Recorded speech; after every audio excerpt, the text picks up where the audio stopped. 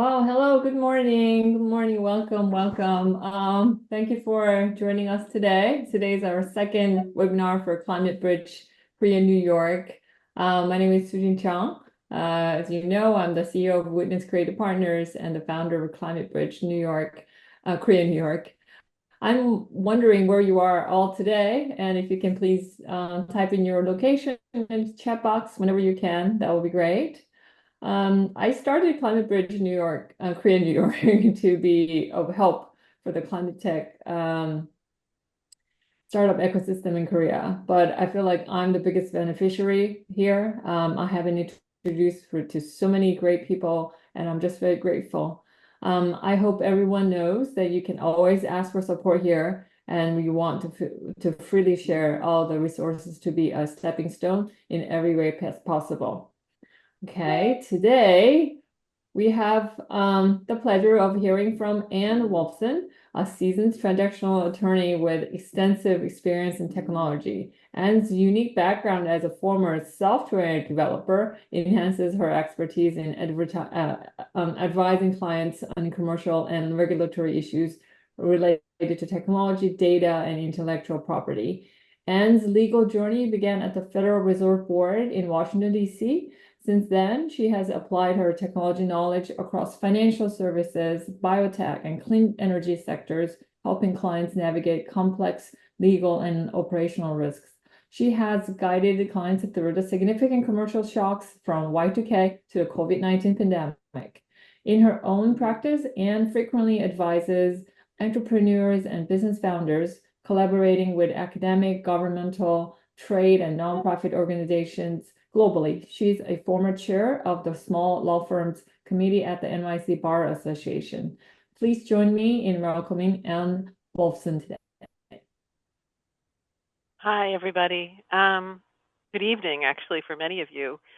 Okay, so Sujin, do I share now? Is that?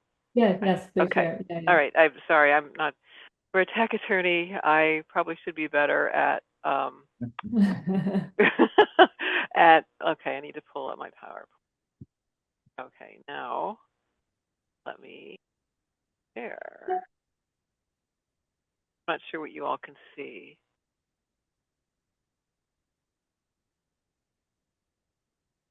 There. Okay. Okay, sorry about that. So thanks so much from that great, several of you seem to be in the US. How interesting. As Sujin said, I'm a tech attorney. I work in clean tech and climate tech. I've been working in tech for a long time. And I do a lot of work helping foreign entrepreneurs, non-US entrepreneurs, figure out how to launch and be successful in the US. And I don't just stop with the launch. I stay with them as long as it's appropriate for us to be working together. Sometimes they grow so rapidly that they really do need a large full service law firm. But I'm very experienced in doing this. And today we're going to walk through the differences between the US legal system and the ones outside the US for the most part, and also figure out, talk about the most obvious and general ways of launching in the US sensibly, efficiently, and what makes sense from an operational standpoint for the entire organization. A couple of things I'd like to say at the very beginning. First of all, again, Sujin, thank you for so much for doing this. This is really an extraordinary series you're putting together. You're really hitting on soup to nuts for the foreign entrepreneurs, and in particular those from Korea. Second thing is, I really, really would like you to stop me and ask questions. Nobody wants to listen to me talk for an hour and a half uninterrupted. This will be improved by your questions. The other thing I want to say it twice now and again at the end. Everybody in the audience is entitled to an hour free of my time to talk about your specific issues. I really encourage you to do this. My email address is at the end. It might actually be in the footer at some point, but if you also, the PowerPoint will be available to everybody. So it can be a framework for understanding how to launch in the US. I do ask that you not share the PowerPoint widely because I have run into some copyright issues in the past. I've actually discovered some other lawyers are just copying it wholesale, which I'm not so happy about. What we're going to go over today is the operational aspects of launching in the US. We are not going to talk about funding. My understanding is that many of you have already explored that with other professionals. That's not my area. It's something I can help my clients with, but it's not what I do. I do the, what's the seemingly unexciting day-to-day stuff to help make sure that your company is protected in the United States as reasonably and as practically as possible. So I'm going to get started now. Let me know if there are any questions. I haven't seen any yet. I wouldn't think there would be. Okay, this is what we're going to be talking about today. Each of these is expanded in much more detail. Yeah, as you can see, my email address is at the bottom of every slide. So write it down and, get in touch with me, put Climate Bridge in the subject line, and we can talk. Okay, so I'm going to spend some time talking about the US legal system because one of the biggest issues that entrepreneurs face when they come to the US is the US legal system is so different from just about all of the others in the industrialized world. And it is confusing, it is, overwhelming. You need a lot of lawyers. The system here is very complicated because the way we develop law in the United States is quite different from the way it's developed in most of the rest of the world. So this section is going to talk about why US law is so complicated and why are US lawyers so expensive and so specialized relative to, in this case, Korea. South Korea has what's called a civil law system. We have what's called a common law system. Now, there are common law systems in other countries, in the UK, throughout Great Britain, Scotland, Wales, both Northern and both the Republic of Ireland and Northern Ireland, Canada, Australia, New Zealand, even Singapore and India. Each of them has their own flavor of it. Ours is unique in the U.S. Because of the extent to which laws can be created from different sources. In a civil law system, you basically have two sources of law. One is the statute books, the actual legislation that's been passed by the legislatures, and you have administrative regulations which come from government agencies that are tasked with being the experts in a field. Civil law systems are clearer and they are less subject to interpretation than common law. And civil law contracts are generally brief and they don't spell out the relationship in the detail that common law agreements do. In a common law system, there are many sources of law and they are less predictable. So, for example, in the United States, we have statutes, as you do in the civil law system. We have federal, we have 50 plus states and territories, and we have local statutes. We have state, county, city, township statutes that may affect you in terms of where you can establish a factory or how you can employ people. We get regulations from all levels of government, all of these levels, we get the regulations. The biggest difference, aside from just the magnitude of the levels of government that we have here, court cases. Court cases have the weight of law, the same weight as a statute or a regulation. In fact, I don't want to get into too much detail, but with some recent Supreme Court rulings, court cases actually are more important than they were, and they are taking on greater weight than they had in the past, which means that courts will be doing even more interpreting of the law. Judges and juries interpret the law based on specific facts and create a great deal of specificity about what specific laws may mean. So in this country, case law is crucial. because the analysis of the law depends on the facts of each case. And for a lawyer, finding and understanding the right answer or an approximation of the right answer requires a lot of searching and harmonizing of legal sources. I'm not going to get into how you balance them and what if one court says this and one court says that, how we manage that as lawyers, but that's why lawyers in the US are so specialized. In a nutshell, there's so much more research and searching and understanding that we have to do about a narrower area of the law than is usually the case in a civil law system. The other thing is that in part because of the nature of common law, things have evolved so that everything of importance to the two parties to the contract is in the contract. So you will see with US software agreements, for example, they are much longer, much more detailed, much more complicated than you would find in a civil law jurisdiction. And that's because you have the opportunity to spell everything out. And if the contract is silent on a specific issue, then a judge or a jury has to spend time figuring out what is reasonable. You put it in as the contracting party, that's very unlikely to happen unless the provision violates the law, but that doesn't happen very much. Is that clear? I just want to make sure nobody's asking any questions. I'm sure everybody's following, not bored to death. So the standard practice in the US is to hire lawyers early to help avoid avoidable problems. Lawyers can be strategic partners and trusted advisors, and that's what I find with most of my clients is they rely on me for things outside the narrow confines of my legal practice. So I will help my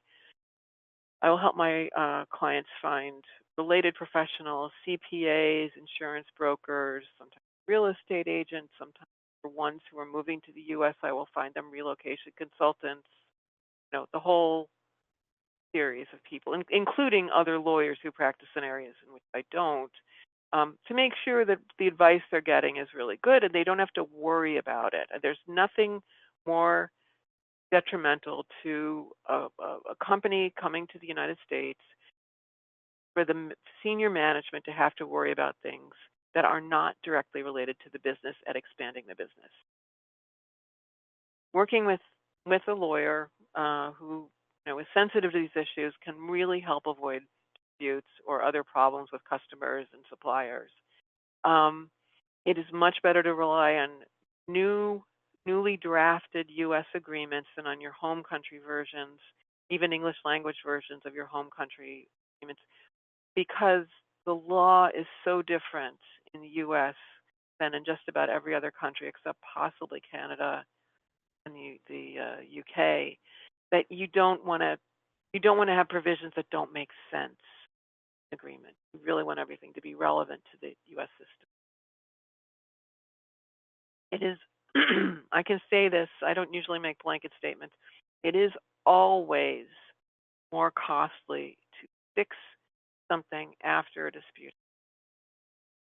Bottom line, you want to be able to identify issues before they turn into. The best way to do that is to have a lawyer who understands. So this is why we become hyper-specialized. Yes.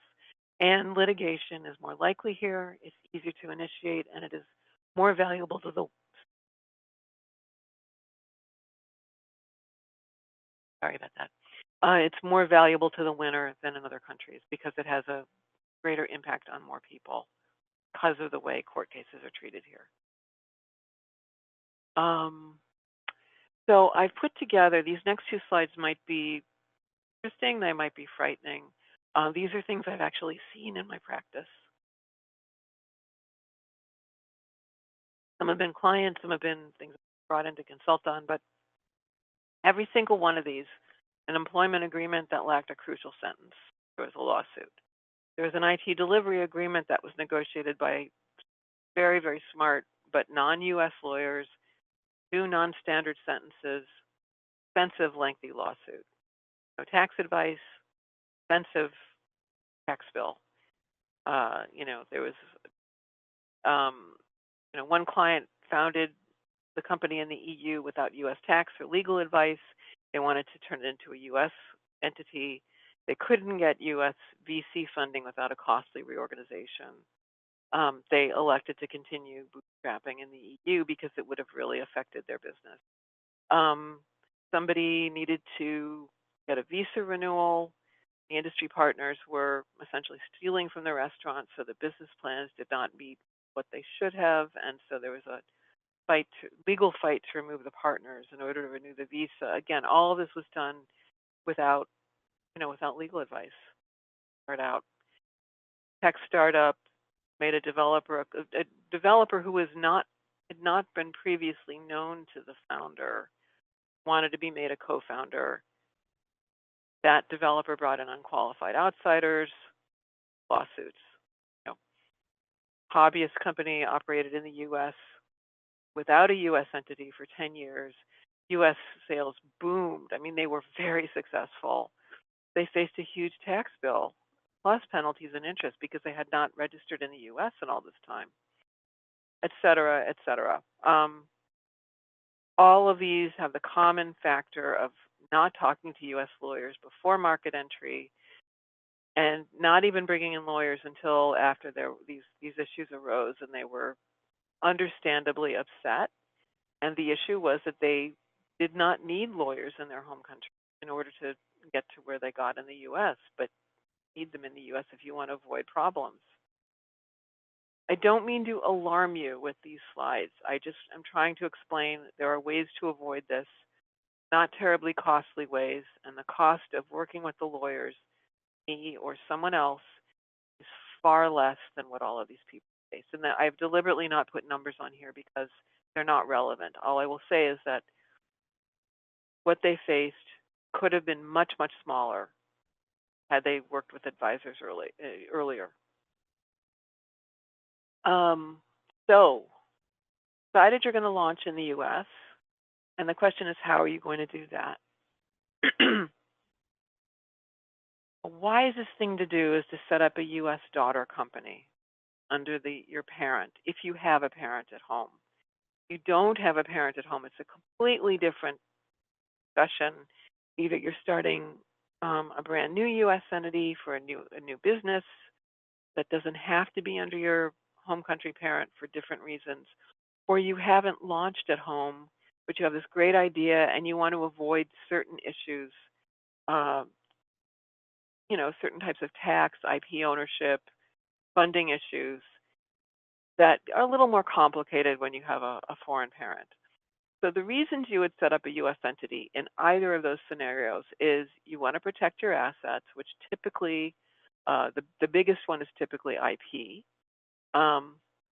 You can significantly reduce your tax and legal liability.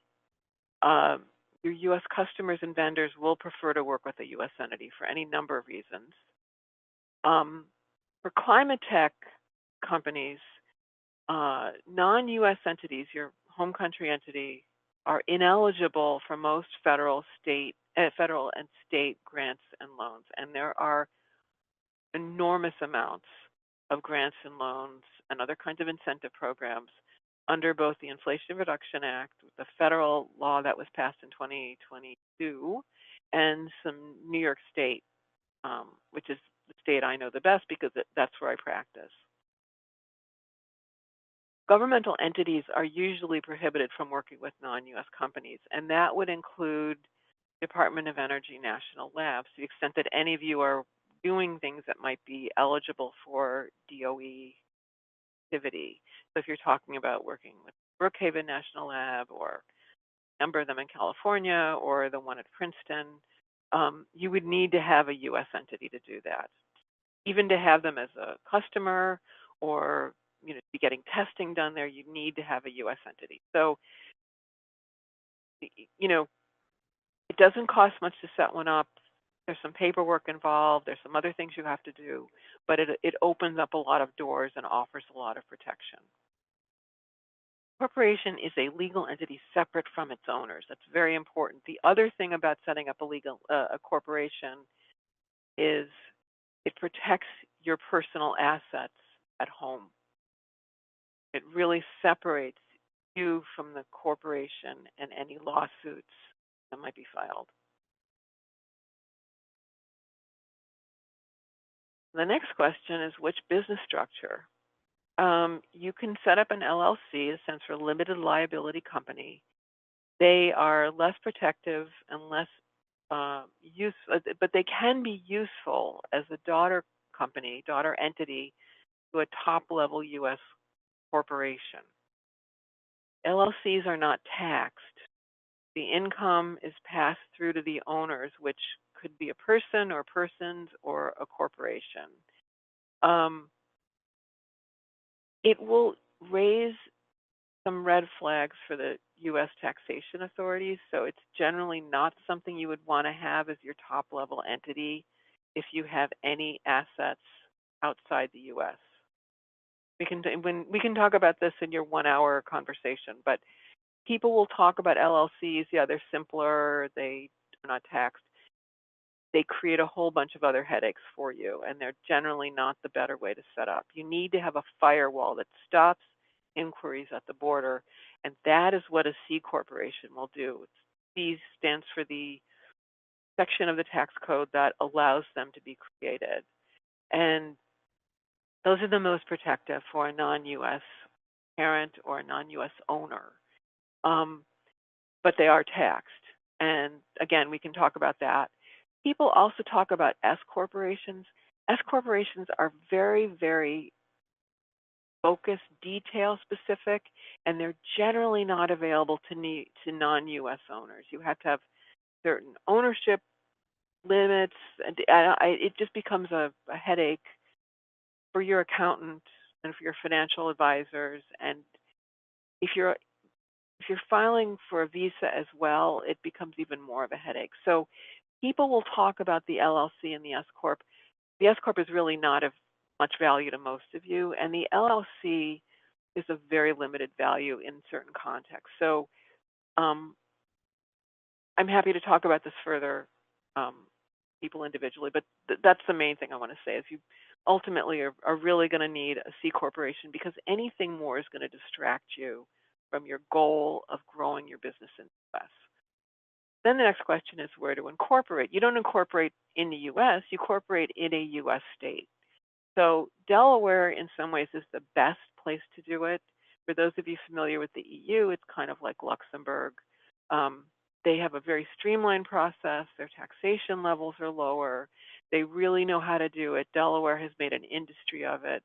And that's why most corporations in the United States, unless there's some really good operational reason to incorporate in another state, you put the top level entity in Delaware, and then to the extent you need to have an entity in another state, you set up like a granddaughter entity in that other state, usually an LLC.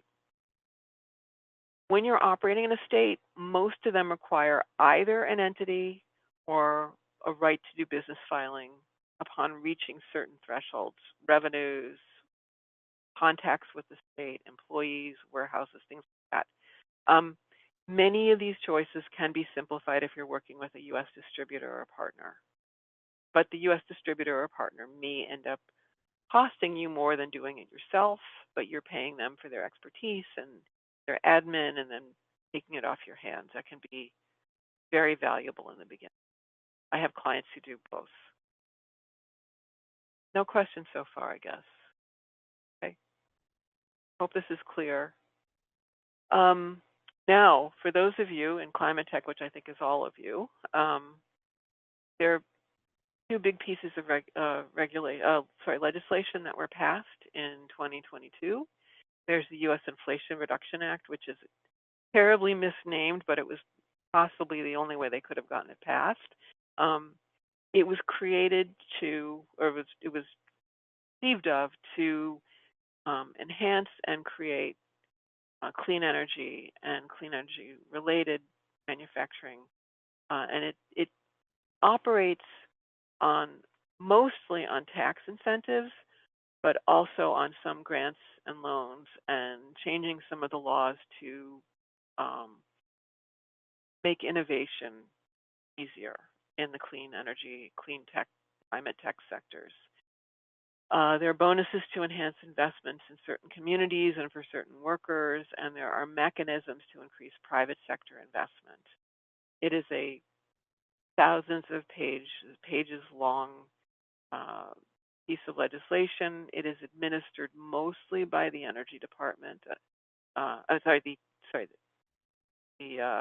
Treasury Department. Some of it is by the Energy Department in order to encourage innovation and expansion in these sectors. New York State also passed a $4 billion Environmental Bond Act, and that is to clean drinking water, reduce pollution, and create protections from climate change. Also job creation and overall resilience. I don't know if any of you have been to New York Harbor, to the South Shore of Long Island, or the New Jersey coast, but there will be a massive wind farm there, and some of that is being funded by the Environmental Bond Act. I think 2 turbines have been put in and are actually running, and it's going to be very exciting. It has been described as the Saudi Arabia of wind power because of the land formation underwater and like that. It's faced some political backlash because people say they don't want to see the turbines. The turbines are about 20 kilometers offshore. They are tiny on the horizon, if you can even see them, and they will create clean, renewable, sustainable, constant energy, no carbon footprint forever. So we have a question: how much of the U.S. Inflation Reduction Act can be prevented if there is an administration change? That's an interesting question. I don't think anybody's figured that out yet. I do think that some of it can be, but not all of it can be because of the way the regulations have been issued. It's hard to undo regulations that have already been issued, even with the recent Supreme Court decision about deference to the regulatory agencies. I don't want to get into a whole, in the weeds discussion about this. We're still trying to figure out what that means and also what it would mean if there's an administration change. Some of it will go away. Some of it will be slow walked. The money has been allocated, which is very important. Much of it has been allocated. Not all of it has been. So probably the money that has not yet been allocated is vulnerable. But a lot of it will continue. And part of what the IRA has done is it has encouraged, let me put it this way, that ship has sailed. There's so much interest in the private sector, climate tech, that there's a lot more private money, climate tech, than there was 2 years ago. People are interested in this. There's so much activity that even if some of the government activity goes away, they're not going to be able to stop private activity. And we have suffered through some of the hottest summers on record. We're in the midst of one right now. People are starting to grasp that we need to do something drastic. And I don't see this going away as a practical matter. Some things on the margin, I think, will be reduced or might not be as easy. I don't know if that's a helpful answer. We're still trying to figure this out. All of this is okay. I am not an IP lawyer in the sense that I don't do patent or trademark, trade secrets, or copyright. Part of what I did in my old life when I was in-house before I went off on my own, and I've continued doing that myself, is so for many years I was in-house at a series of small tech companies, either as the only lawyer or as one of a very small team. And what that meant was whatever came across my desk that was legal related, mine. I had to figure out how to answer it. A lot of it was outside software licenses, which is my absolute sweet spot, bread and butter, anything related to software delivery creation. So I had to learn how to spot issues. in a whole bunch of other fields. And so everything I'm going to talk about from here on in are things that I have, a smattering of experience in, but I've had to learn how to figure out if there's an issue. And so I have a lot of other lawyers I work with who actually do specialize in these areas. Um, my job is to figure out when there's an issue, what it might be, who I need to bring in, or is it so trivial in this area that I can help with it? And then I manage those relationships, because one of the strange things about being a really specialized lawyer is you're not really paying attention to the effects of your advice on the other aspects of the company's business, which is fine because you really need to be the expert in your field. Problem for the client is they might get conflicting advice, and they then don't know what to do. Part of my job is to make sure that I know what the other lawyers are going to say and help put that in the context of the rest of the company's activities for my clients. So I'm not an IP lawyer, but I know I actually had to manage a quite substantial patent infringement case many years ago, and that was where I learned about patent and learned how to fit it into the rest of a company's overall business strategy. So you may have heard, getting IP protection in the U.S. is complicated. It is. It's not very effective. It is not always effective. That is true. But at the very least, you want to know going into something if your tech is infringing on existing technology that is already out there and has been protected by patent. So it can be a sword where you're protecting what you've done, and you can fend off, you can keep away people who are infringing on yours. And you get that by filing a patent or a trademark or for trade secrets or for copyright. Usually patent is where it's the most valuable.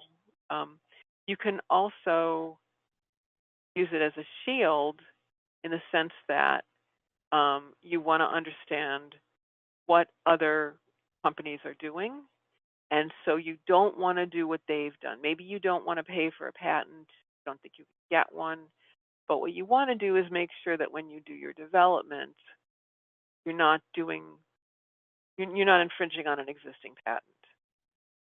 So it's useful to do a patent search to figure out what's out there and what could create some issues. The IP protection regimes in the US and the rest of the world are different. They are becoming more similar. It is easier to get a patent in the US than it is in the rest of the world, the way it works. Excuse me. They are converging, and there are ways to file in the US and file worldwide. And I recommend to my clients that they do that. It doesn't always make sense to file in individual countries outside the US, but again, we would leave that to the patent lawyers to explain what makes sense and what the costs are. One thing I've learned in the course of doing this, so in the US, if you're a researcher at a university, generally speaking, the university owns what you do. You can license it back, but the university owns it. And the universities vary from one to another how generous they are with their faculty. And I was really surprised to learn that in a number of Northern European countries, the researchers own the research. Universities there have not figured out that this is very lucrative. I don't know what the regime is in Korea. I apologize. But it's something to consider if any of the work was done while at a university or if there are university research involved. Something you would need to look into before you begin trying to figure out how to protect your IP. It is wise to get an appropriate review in each major jurisdiction because litigation is expensive. And having gone through this, for 2.5 years, some years ago, it really, really distracts management and attention on the business. You don't need to go, getting involved in patent and litigation if it can be avoided. This is my sweet spot. I'm basically a contracts lawyer. At least that was my initial training. In the U.S., you want the agreements to be drafted to reflect the parties' joint approach to the relationship. So you can put whatever you want in there as long as it's legal. full stop, whatever you want. And you want to make sure that the agreements that you use reflect how you deliver your services or your software, or how you want to have it delivered to you if you are lucky enough to be able to control that. Usually the party doing the delivery is more in control of how things are delivered, unless there's a huge imbalance between the kinds of agreements you're going to need in the U.S. tech agreements, hardware and software, licenses, user agreement, class agreement, vendor services, sale or use of goods or equipment, independent contractor or consulting agreements if you're hiring people to do jobs for you who are not employees. You may be using employment contracts. We don't use them here in the U.S. As much as they are used in other countries. There's an argument for using them when you're launching for the first time because you really don't want your senior executives leaving with minimal notice. We'll be talking about that shortly when we get to employment, but it's something to consider. You don't need them. You may want to use light versions of them to make sure that you have your staff that you need. Real estate leases are contracts, insurance agreements. You want to get US-based insurance policies, and depending on what you're doing, what you do is hazardous. You're shipping, you're manufacturing and shipping some kind of hardware or equipment that could cause fires or other kinds of damage. You want to have unique and specialized kinds of insurance policies. And again, that's something we can talk about individually, or unless you have questions now. I haven't seen any questions. Any change to an agreement should be in writing. Yes, there are oral agreements, but they are very, very difficult, excuse me, to enforce without evidence of your intention. So you can say that the other party said that you were doing something, but unless you have it in writing or as a recording, which is kind of messy, you really just want to reduce it to a signed agreement or addendum signed by both of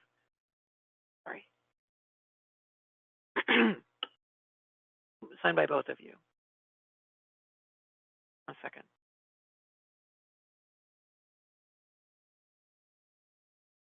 So you really, really want to manage your litigation risk because it is more frequent under common law and especially in the US than anywhere else. System here, everybody's heard the scare stories. Litigation is threatened a lot. It is expensive to file. I mean, it's easy to file. It's also easy to get thrown out of court because you haven't made the preliminary case. But you don't want to be dealing with somebody's threat of litigation. You want to have agreements that manage your litigation risk. So you really do want to have agreements that are comprehensive and standard, where you understand what your risks are and you understand how to manage those based on the settlement. Without litigating is often the better and more efficient answer. It is a cost of doing business in the U.S.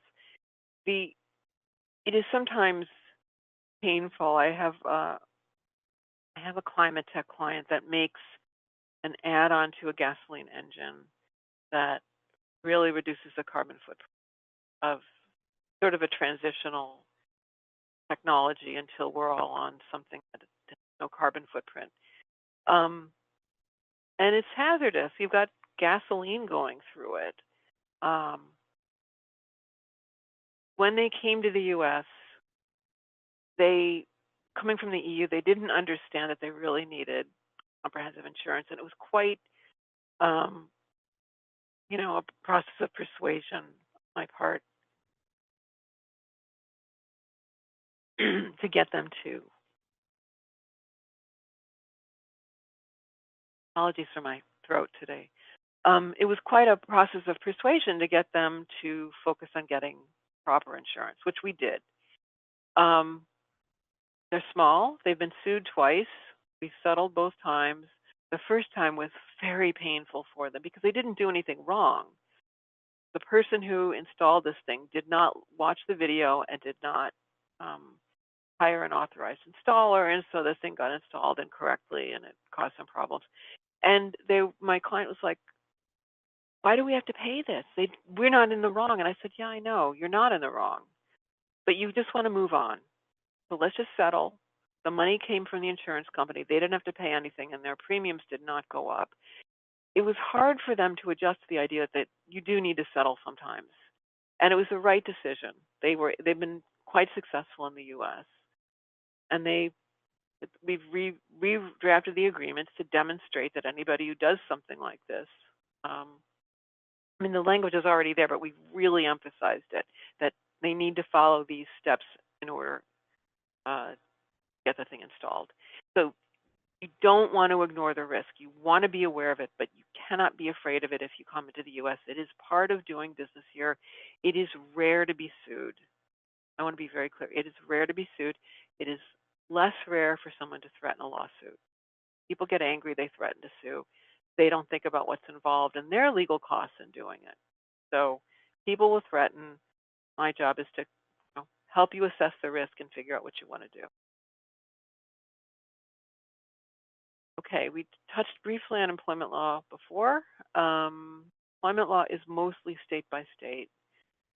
New York, California, and Massachusetts, complex wage and hour laws, and errors are expensive. You hire people in the U.S., which you will need to do if you're applying for a visa, which we'll talk about later. You need to follow the law, and you need to at least have HR consultants and or um, employment lawyers in the right state in order to make sure that you're operating properly and you're treating your employees the way you must. There is a significant overlap between state and federal laws, particularly in those three states. Federal law establishes a floor below which nobody can go, but state law can go further than federal regarding employee protections or corporate prohibition. So you need to pay attention to both. Can't believe there are no questions. I'm either really confusing or really clear. There's a concept in U.S. employment law called employment at will, which means that most employees do not have contracts. Either party can end the relationship with minimal notice.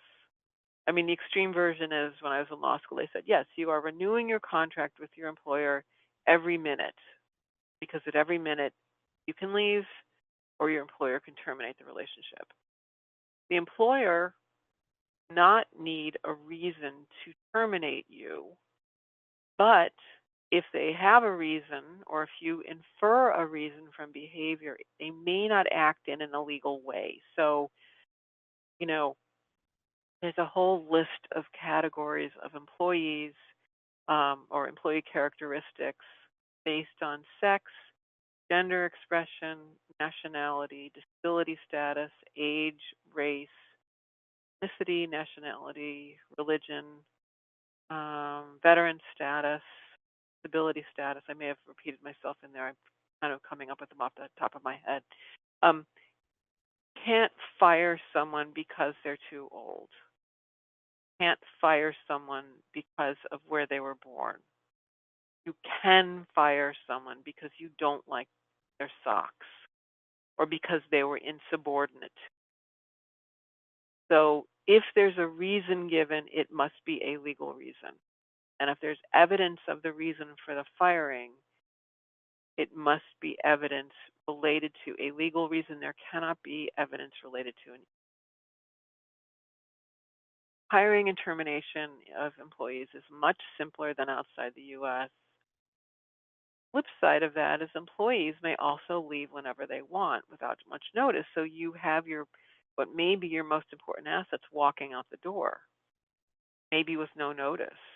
So that's why many employers bringing in their first U.S. employees will have light contracts, which require a certain amount of notice so that the employer can address the transition properly to the new person, finding and bringing in a new person. There's a significant legal difference between employees and contractors. they differ in how they work and are supervised, and it's important not to confuse them, not to treat contractor like an employee because that has immense tax consequences. If you want to hire people, you need to work with counsel to make sure that you've done it properly. Um, Discrimination is still an issue in spite of the U.S. Supreme Court. So you need to hire, recruit, interview, promote appropriately across gender, race, sex, nationality, age group. Um, One interesting point that I've been learning about is um, primary use of AI in HR is screening applicants for figuring out who the model employee is. And in a lot of tech fields, based on who the employer's model employees have been already, you end up perpetuating and reinforcing maybe imbalances in the workforce or biases in hiring. So you want to be if you're going to be using AI in recruiting, in hiring, in screening candidates, in interviewing, you want to make sure that you're not reinforcing these kinds of employment biases. So everybody uses AI to do the recruiting, but you really need to make sure that the way you use it doesn't reinforce biases that will cause discrimination issues in the way you hire and manage your employees. The imbalances are based on the population and the industry workforce. So it's not like you have to have 51% of your employees be female. That's what it is in the US. It's based on who's available in your industry. But you also want to make sure that you haven't designed your model employee to be male by accident because that's based on the fact that most of your employees are male. It's a very complicated, evolving issue. It is a huge issue in HR right now. Bias can be bias, whether it is conscious, intentional, or otherwise, and that can result in discrimination. So you be very careful how you do this. You're allowed to make mistakes, but they have to be made in good faith. Immigration. The great news for South Korea is that the U.S. has an E2 treaty with South Korea, which can really aid entrepreneurs trying to launch in the U.S., but there are certain conditions. It allows up to 5-year presence in the U.S. under a single visa grant. The minimum ownership percentages of your U.S. entity must be maintained according to the basis on which the visa was granted. The V2 visa is one that involves, I'm not an immigration lawyer. I work very closely with them, and I'm sort of out of my depth with this because immigration is so complicated. Some of you may wonder about, whether this will change under a change in administration. It may, but as some of you may remember, there seems to be discrimination based on the country of origin. So what will actually, and sort of the economic status of the people who are trying to immigrate. So what I will say is stay tuned. If you're thinking about doing it, you may want to get the process started before November because we don't know what's going to. Anyway, the minimum ownership percentages must be maintained according to the visa application. The nationals who've filed for the visa, the required ones, need to remain in the U.S. according to the business. There are all sorts of rules about this. I do not want to get into any of the details about this because, like I said, I'm not an immigration lawyer, and this all may change. I do work very closely with a couple of them to make sure that the business case that the visa applicant is making fits in with what we have discussed regarding their goals in the U.S., and it is consistent with what the immigration regulations require. one thing I want to emphasize before I get to the bottom is don't need to be profitable in order to get a renewal. You need to show that you've created jobs. The whole purpose of these visas is to create jobs for Americans. So your business is growing, funding it yourself or through investors, but you're not profitable. Don't worry about that. As long as you're hiring, maintain your US presence and really develop the business in the way that you want to get profitable. Do not attempt this by yourself because they're very strict. Mistakes can keep you from the US for months or years. And, there have been cases of entrepreneurs who have been going back and forth under different waiver programs. I heard a story about a Dutch national recently. He had a 90-day limit, booked his flight for the 90th day to go back to the Netherlands. Flight was delayed by 2 hours, taking him into the 91st day. Start his whole process over again. He was quite far along in his visa process. That overstay, that accidental overstay, made him have to start all over again. So you want to be very careful, and if you're traveling, you want to talk to your immigration lawyer before you make that kind of mistake. Some visas require physical presence to show your intent to do business, and in some cases, co-working spaces are fine. That makes it very easy. Real estate laws are really hyper-local. They're not just by state, they can be by city or by county. So you want to make sure that you're following the real estate laws. And commercial office spaces usually have the landlord standard terms. If you are developing an industrial space or a lab or a manufacturing space, they are all over the place. I'm not a real estate lawyer, not this kind of lawyer, but I have reviewed and even negotiated industrial lab spaces because they're so, each one is different, so unique.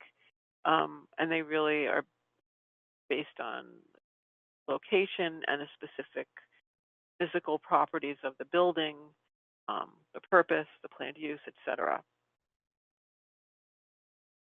So you're going to need someone to look at a lease. You don't want to just sign something. Those can be expensive. They can lock you into terms that you really over the long run. So I don't know how many of you are making things that you're going to be exporting to the U.S. Be a good idea to work with commercial partners, distributors, retailers, sales agents. If you're doing a small volume, you can do it yourself, especially if your audience, your market is consumers. You can use Amazon, you can use web store, you can use FedEx, DHL, whatever. They will handle all of the customs issues for you. If you're making something hazardous or you're selling to other businesses, you're selling on a wholesale basis, you probably are going to have to go through a review, a customs review, to make sure that you don't need special licenses and that you're authorized, that it meets all of the manufacturing standards in the U.S. The products liability side really applies to manufacturers. Well, it applies to everybody in the chain. So it's the manufacturer, the distributor, supplier, the retailer, anybody who's involved in making, shipping, selling, representing product. You really need to make sure that you have the proper notices on something if it's potentially hazardous. And different industries have their each standard. They're determined by insurance coverage. Basically, you want to make sure you've got sufficient insurance coverage for all of this, whatever you're shipping. And so how you do the notice of defect and warnings, you need to follow what your insurer requires. Because if you don't, then your insurance is not going to cover you.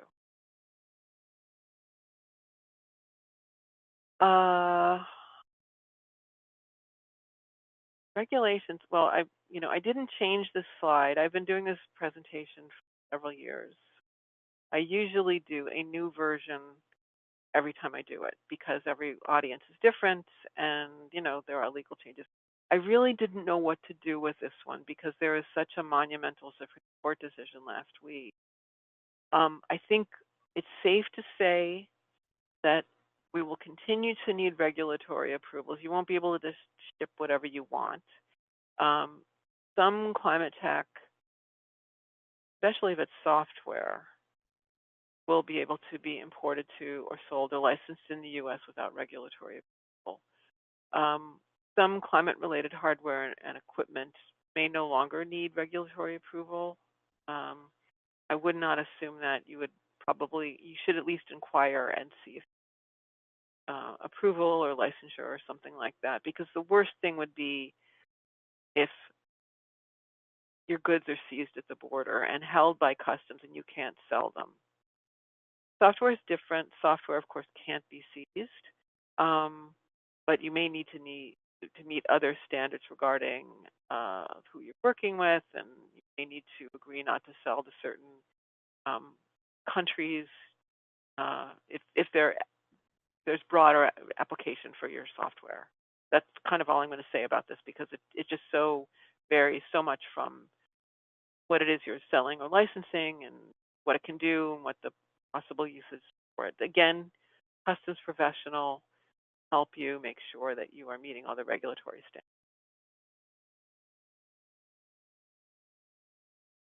Taxes, pay them. If you don't, you can be subject to penalties, interest, other issues. We have taxes at different levels. We have federal, state, and local, which can include city and county. A whole variety of taxes, sales, income, employment related. They're not not nearly as high as in other parts of the world, but you will get fewer services here. Again, we can talk about that more, but there are things that your taxes support that ours do not.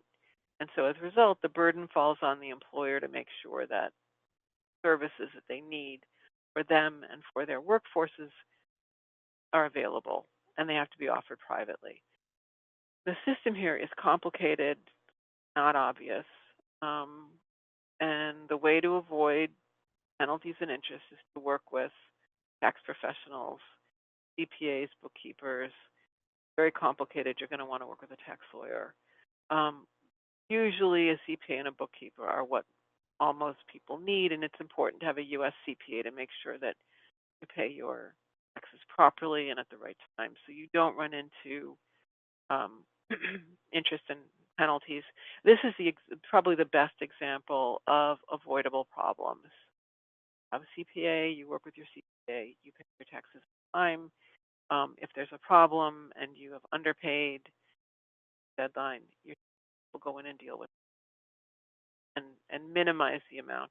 There will be some grace granted to a new entrant to the, but not indefinitely. So this is a place where you really, really want to have someone you trust and who. I work with a number of CPA firms that are familiar with cross-border issues, which are particularly important as the structure gets more complicated. And near the end, privacy. So I have to admit I am not familiar with Korean privacy law. The one that seems to be setting the standard around the world is the EU's GDPR, the General Data Privacy Regulation, bunch of regulations. A lot of other countries have modeled theirs on the GDPR, or they've allowed the GDPR to be sort of the floor. The US system is a patchwork system, big surprise. California has extensive privacy law. Massachusetts has developed some. Other unusual states like Missouri and Colorado have their own. I think there are 14 states that have really some kind of comprehensive patchwork. There's also federal privacy law related to financial information and health information about individuals. There's a growing movement to try to harmonize those so you don't have 50 different sets of laws plus the federal. It's taking some time. There's more and more interest in having something more uniform in the US. one thing that people need to understand is that, and I don't know about South Korean law, but the GDPR, I know a little bit about it. The GDPR was written in a very interesting way, in that it expands its reach outside the physical limits of the EU. It extends to wherever EU citizens or residents are. So if you hire an EU resident or in the US and you maintain information about that person because you've hired them, or you've had an EU resident make, I'll answer that question in just a moment. I just want to finish this about the privacy. The GDPR will apply to you in the US in connection with that individual or those individuals. So whether you like it or not, you are really subject to, you have to be aware of when the laws come in and affect you. And it was a brilliant and diabolical way of writing law so that it extends well beyond the borders of the countries that make up the EU. These kinds of inquiries are very fact dependent, and just need to be aware that you're not leaving the GDPR behind once you leave the EU. And I realize many of you are not in the EU, but when you work with EU affiliates or EU personnel, you need to keep that in mind. Most of you are probably not going to be affected by the obvious data privacy laws related to medical, financial, and identity information. But it is important to understand those before you start your own operations and sales. Okay, there's this question here: are there specific non-IP issues to be aware of regarding ongoing R&D work rather than product sales?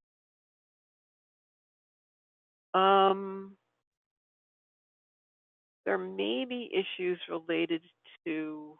So when you say non-IP, are you talking about patent? Or are you talking about any? Basic science research that is probably going to go on over a year. And are there any issues before there are any IP issues? Are there any issues about transferring that technology back and forth between the US and other countries? That it may be a uniquely regulated kind of technology.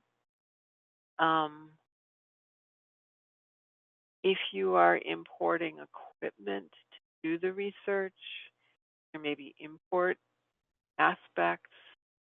There may be safety aspects. When I say import, there may be regulations about whether that equipment can be used in the US or in that environment. You may need special clauses in your lease. I mean, I'm just kind of riffing here, but yeah, if you're going to be doing research in the US, there probably are other aspects of the law. I mean, it's a vague and like maybe yes, maybe no kind of thing.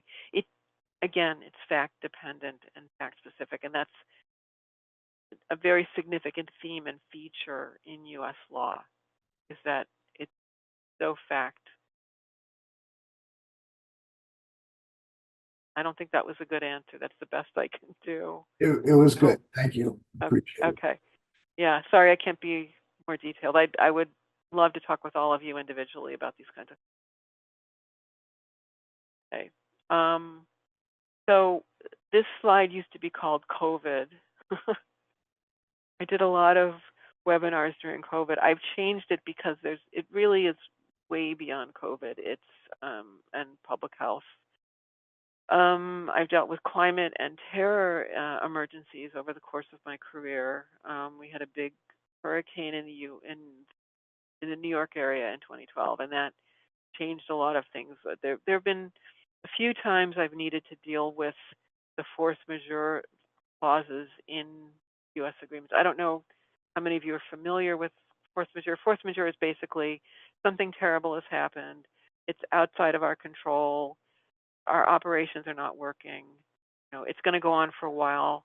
How do we address that in the agreement? And for years we would have these force majeure clauses in our agreements. We think, oh, this is going to happen. And then 9/11 happened, and I was working downtown in New York, which was profoundly affected by what happened. And the company I was working for at the time played an important niche role in the securities processing world and the exchange world.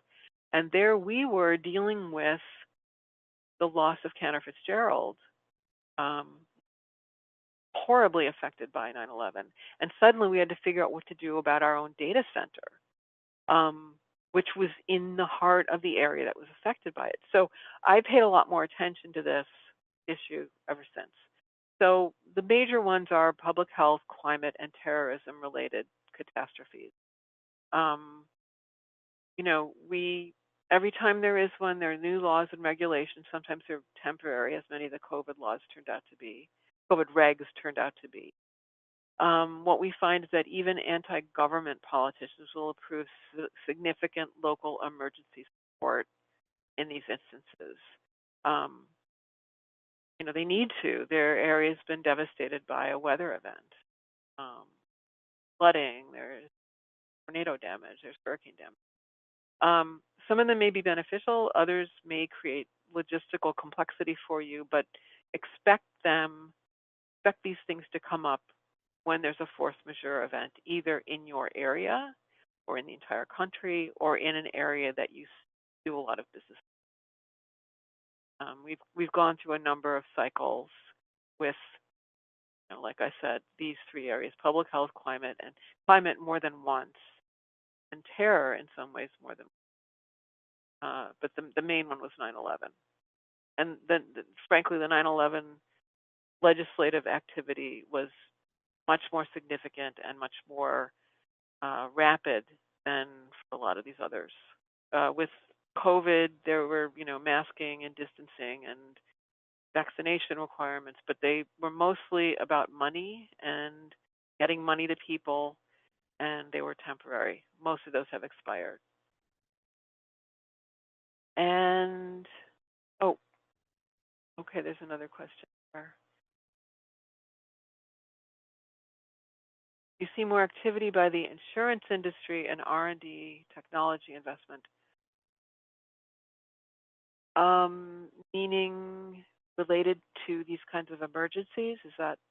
Yeah, there was a time when a lot of the insurance companies were heavily invested in new R&D that would mitigate problems from disasters. So microgrids, municipalities that would have their own small identified loads that would keep gas stations open, emergency response centers open, using renewable energy technology. That was 10, 12 years ago, maybe a little longer. Have you seen any new activity? Have you been hired by insurance companies to be working in this? No, I have not been hired, and I haven't seen it, but I haven't been looking for it. So that's an interesting question. I will keep that in mind. I don't know the answer. I do know that they are. What I do know is, of course, they're spending a lot on risk modeling. And my guess is mostly what they're doing is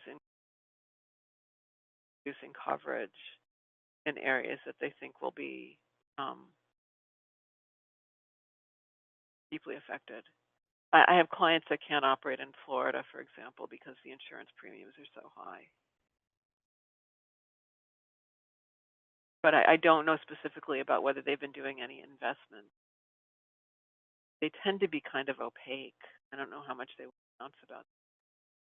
But it's interesting that you raise this. I'll think about it and what I can find. Thanks. No, thank you for raising it. That's a very interesting question. Okay, and we are done. A little early. please contact me. Please put Climate Bridge in the subject line. I'd be delighted to speak with you about your specific, for free for an hour, help you figure out how to start thinking about this. Mhm. Thank you so much, Anne. It was very helpful.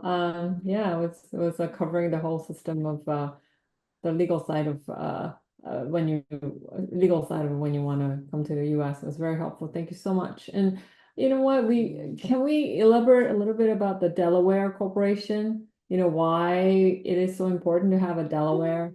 And some people are said that if we don't have our entity in Delaware, our investors are saying that they're not going to invest. So can you elaborate on that side a little bit more? Yeah, I'd be glad to. So Delaware has really turned the process of entity formation, regulation, entity management into a science. Anything that you need to do with your corporation, you can do very simply in Delaware. There are all sorts of, they've really, really regularized what you need to do, how this works. So there are standard forms. It's not very expensive to set up. Everything is online. It's simple. You can figure the whole thing out. With some, I wouldn't recommend that you do it, but as a, I've been able to teach myself all of it because they make it so simple. And as a lawyer, I have a certain, focus on how to ask a question. When I've had questions, the people in the state of Delaware have been very helpful and very patient. I had this one crazy thing I had to do a few months ago. They were not my client. They came to me because they wanted to dissolve an entity that they had set up 5 years earlier. They'd never filed any taxes. They'd never used the entity. They wanted to get rid of their U.S. operations, clean up their balance sheet. And it was kind of, it was like ridiculous that they hadn't used it and that they just let it sit out there for 5 years. And it turned out that the process of dissolving it is very simple. I mean, there are many steps to it, but it's actually quite simple. And I now know how to do it. It was not that clear because this is kind of an odd situation where you have an entity that's been out there for that long that wasn't used. So I spoke to the people in Delaware a few times to figure out how to do it. They walked me through it. It was easy. I did it. If I have to do it again, I'm not going to need to follow the state of Delaware. They've turned this into a system that works. There's also a lot of case law in the Delaware Chancery Courts and the federal courts in Delaware that really explain how corporations can and should operate. So you've got a whole roadmap in Delaware on how to do it. There are standard shareholder agreements in Delaware. There are standard processes for getting all of this done.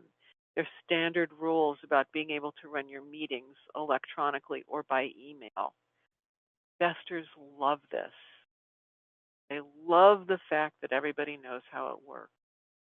So if you're going out into the private market and you have a Delaware entity, it is just easier. There are just a lot of questions you don't have to answer your investors or potential investors.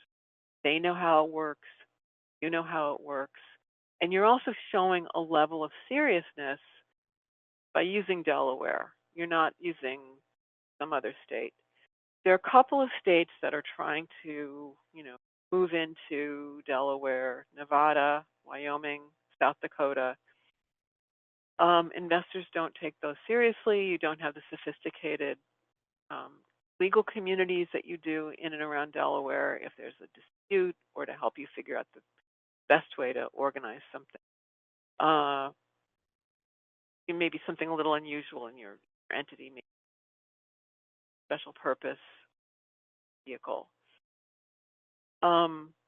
That's not to say that you can't get investors if you don't have a Delaware C corporation. You can, but you have a smaller investor community to work with. This is just, nobody wants to be the first one to invest in you know, a Georgia company or an Alabama company, because they don't know how the courts are going to treat these things.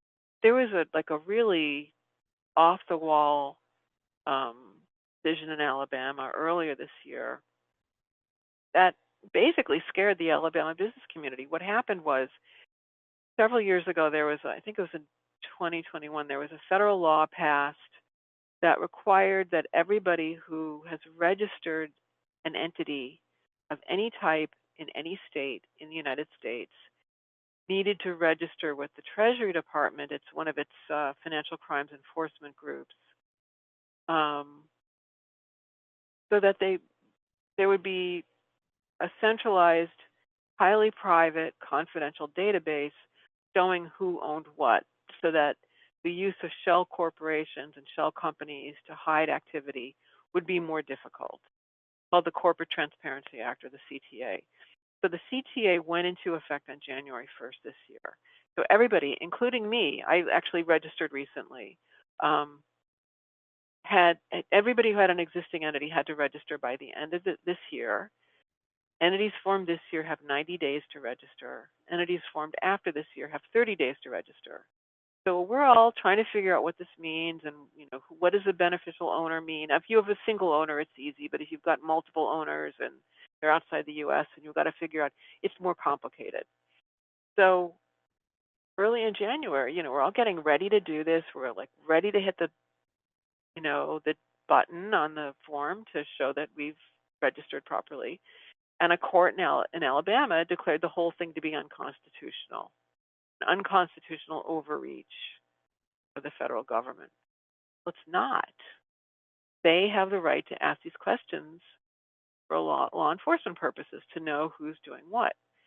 So for about 3 days, we're all busy reading this decision, trying to figure out what it means. And we all concluded, not only does it not apply to us, it really only applies to this one company in Alabama. Nobody likes that level of uncertainty. We'd rather be told that you've got to register, you've got to provide this information, instead of spending a lot of time thinking about, oh, should I do it? Should I not do it? That's the great thing about Delaware. You know what you're supposed to do. That's what investors want. They want to limit the uncertainty in their relationships. That's why they prefer Delaware. The other thing you need to think about when you do this is, it is difficult to find U.S. investors who will invest in daughter company of a foreign entity, which is the structure that I've described to you. If you're really looking for U.S. investors, you will have to make the U.S. entity the top level entity. It will have to be the holding company or the parent company. You can put your own company, corporation, whatever, underneath it and make it the daughter. It may be the one that owns all the IP, that does the manufacturing, whatever. But U.S. investors are reluctant to invest in a U.S. daughter company, and some are also reluctant to invest in a foreign parent. So if you have a foreign parent and you set up a U.S. daughter, and then you decide you want to get investors, you will have to do a restructuring, or what's referred to as a Delaware flip, where you end up with a Delaware corporation over foreign parent. Just the way it works. It's not an absolute requirement, but you are cutting yourself off from potential investors with anything other than a Delaware C top structure. If your tech is so innovative, a lot of this may not apply to you. Interesting. Okay. Wow. Hope And that also was people talk helpful. about the tax benefits of having the corporation and or LLC in Delaware as well. The tax benefits are that the taxes in Delaware are lower. The federal taxes are the same everywhere, but the local taxes are lower than in New York or Massachusetts or California. They're not the lowest in the country, but the low tax states like New Hampshire, Florida, Texas, Mhm. They don't have the corporate structure, and you're gonna run into investor questions if Mhm. if you're if that's where your U.S. entity. So you have Right. to balance home country restrictions Mhm. versus taxes versus regulation versus investors. Mhm. You're not going to be able to do it yourself. You're going to need sophisticated financial and tax advice as well as legal advice about all. Got it. Okay. All right. Does anybody have any questions for Anne? No? Yeah. Okay, great. Well, thank you so much for joining us today. It was another pleasure. A webinar, and thank you so much for having Anne today. And you can reach, where to reach Anne, also where to reach me. And if there, I will follow up with some recap later on. We're gonna have this uploaded on the YouTube, and so we can all watch later on as well. Well, Great. thank you so much. And Thank then on you. yeah, yeah, hi Rick, yeah. No, I was just saying thank you. Oh, thank you. And then also next webinar is going to be on July 23rd, and we have uh, sorry. We have I'm sorry. Oh, we have Jerry Ligarni from Incubate Energy from APRI. As you know, APRI is an organization where they make startups pilot productions and operations possible with the large utility companies. So I'll send out notes about the webinar soon as well. So look forward to seeing you again, and thank you so much for joining again. Have a great day and then great night. Thank you. Thank you. Thank Thanks. you. Thanks so much to everybody who's here Bye-bye. Thank you. and to Sujin.